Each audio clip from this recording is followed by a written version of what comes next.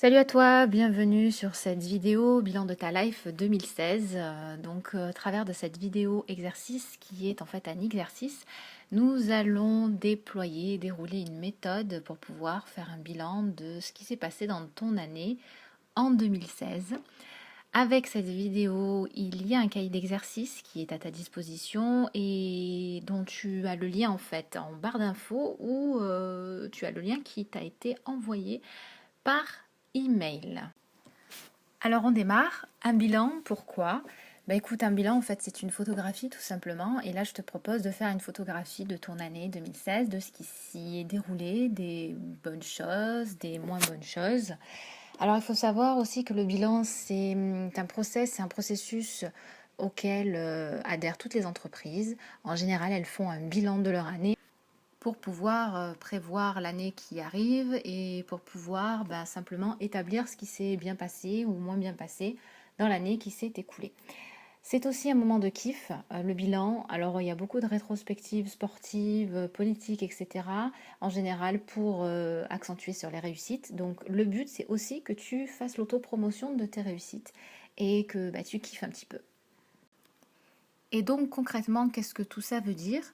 Ça veut dire que ce bilan va tout simplement te permettre d'analyser la situation, d'y voir plus clair, parce que c'est en fait le préalable, tout simplement, à la mise en place de plein d'actions, et de visualiser les domaines sur lesquels tu veux agir concrètement pour savoir quelle direction donner.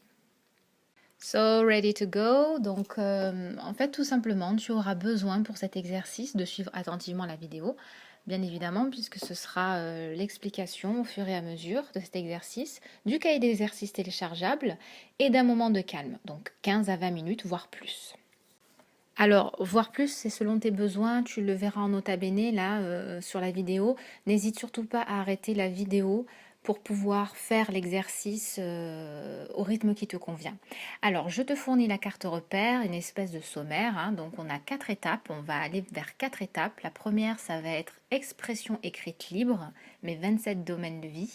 La seconde, l'arbitrage. La troisième, analyse des performances. Et enfin, la quatrième étape, on se posera la question et ensuite. Alors, je te propose de prendre le cahier d'exercice à l'étape 1. Alors, c'est marqué étape 1 et 2 parce que l'on va en fait prendre les mêmes feuilles pour pouvoir faire l'étape 1 et l'étape 2. Pour l'instant, on s'occupe de l'étape 1.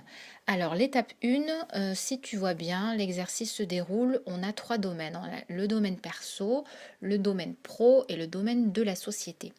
Dans cet exercice, il sera question que tu t'exprimes sur chacun de ces domaines concernant l'état actuel, la relation entretenue, etc.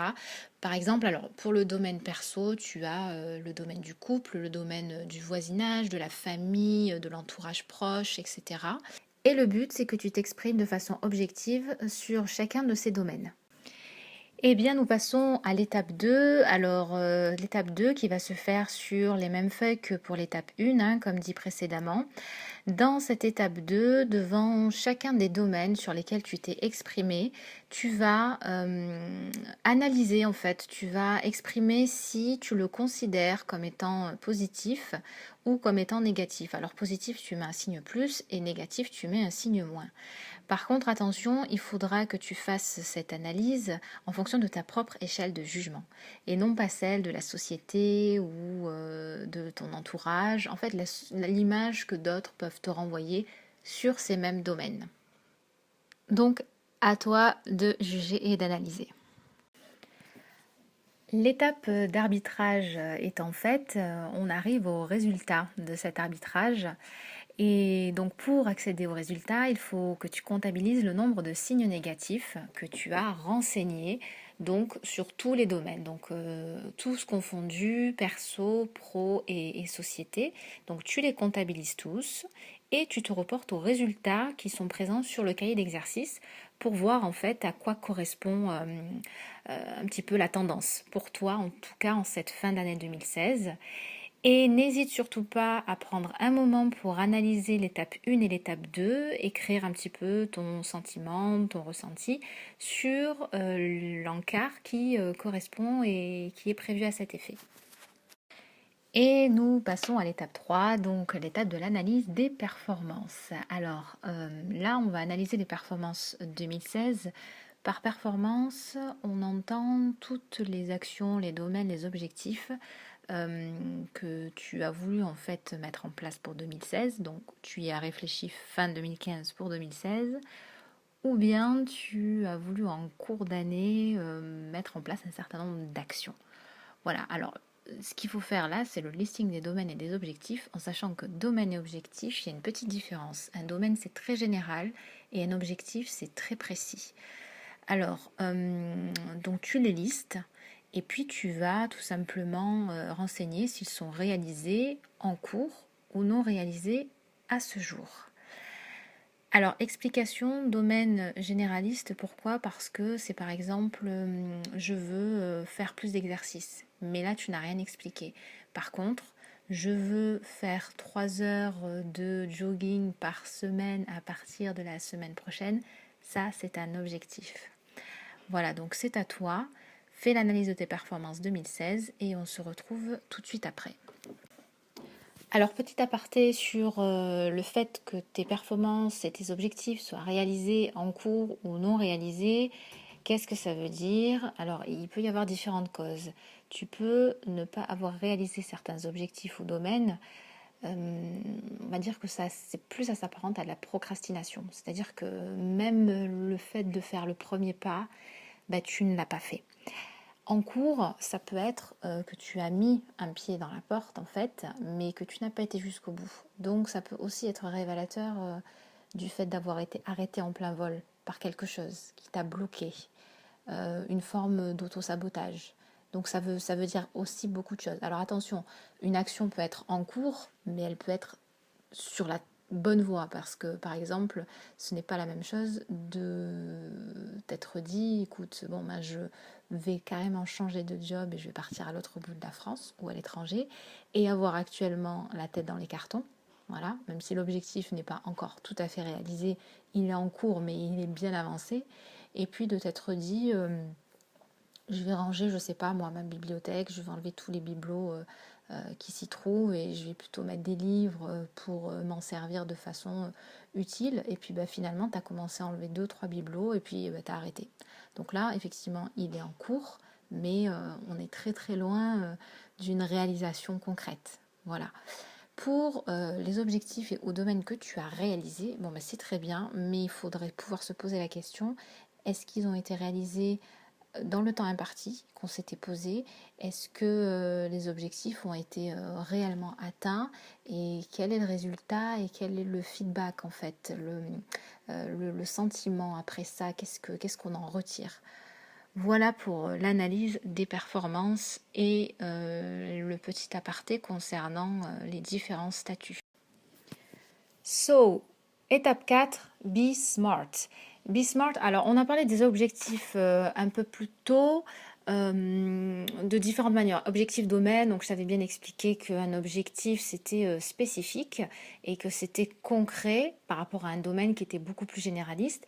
Et effectivement, en fait, un objectif, il se doit de répondre à certains critères. Donc, d'où le SMART, hein, puisque c'est un acronyme avec le S-M-A-R-T, et qui veulent tout simplement pour chacun dire pour le S spécifique, le M mesurable, atteignable et ambitieux pour le A, réaliste pour le R et temporellement défini pour le T. Alors spécifique, c'est effectivement spécifier l'activité, spécifier au maximum en fait ton objectif pour vraiment le définir de façon très particulière. Mesurable, ça veut dire qu'en fait ton objectif, tu as la capacité de pouvoir mesurer l'étape de sa réalisation et pour pouvoir savoir où tu en es dans ton cheminement. Atteignable et ambitieux, eh bien, pourquoi ambitieux? Parce que c'est toujours intéressant d'avoir un objectif qui soit ambitieux, parce que c'est ce qui nous fait avancer. Donc, il faut qu'il soit ambitieux et atteignable, bien évidemment, pour pouvoir tout simplement ne pas aller dans quelque chose qui soit complètement déphasé et qui n'existerait pas, par exemple. Réaliste, réaliste c'est ça, on s'intègre beaucoup plus dans la réalité, mais on va dire par rapport aux moyens que tu as actuellement, réalistes. Par exemple, demain devenir président de la République, ça va être un peu compliqué parce que tu t'y prends un peu tard, en tout cas pour les prochaines élections. Ce qui ne veut pas dire que ce n'est pas réalisable plus tard. Temporellement défini, alors eh bien en fait c'est de donner une deadline. Il faut que ton objectif ait un caractère temporel, que tu le définisses pour savoir si dans le temps imparti, tu as réalisé cet objectif-là. Et ça te permet même de pouvoir à l'intérieur de cette time capsule, on va dire, mettre des petites étapes clés pour pouvoir arriver in fine à cet objectif-là. Donc, c'est à toi de réfléchir à tes objectifs désormais et à tirer tes plans sur la comète 2017. So, let's play. Donc, n'oublie pas quand tu indiques tes objectifs, que tu les répertories pour chacun, eh bien, il faut qu'ils correspondent aux critères SMART. Donc, tu peux les remplir sur la feuille du cahier d'exercice dans l'espace prévu à cet effet. Et voilà, nous arrivons au terme de l'exercice bilan, en tout cas pour cette vidéo. Je t'invite à télécharger le podcast qui va avec la vidéo parce que c'est la suite, c'est le relais numéro 2 et nous on se retrouve sur ce podcast pour de nouvelles aventures. À tout à l'heure.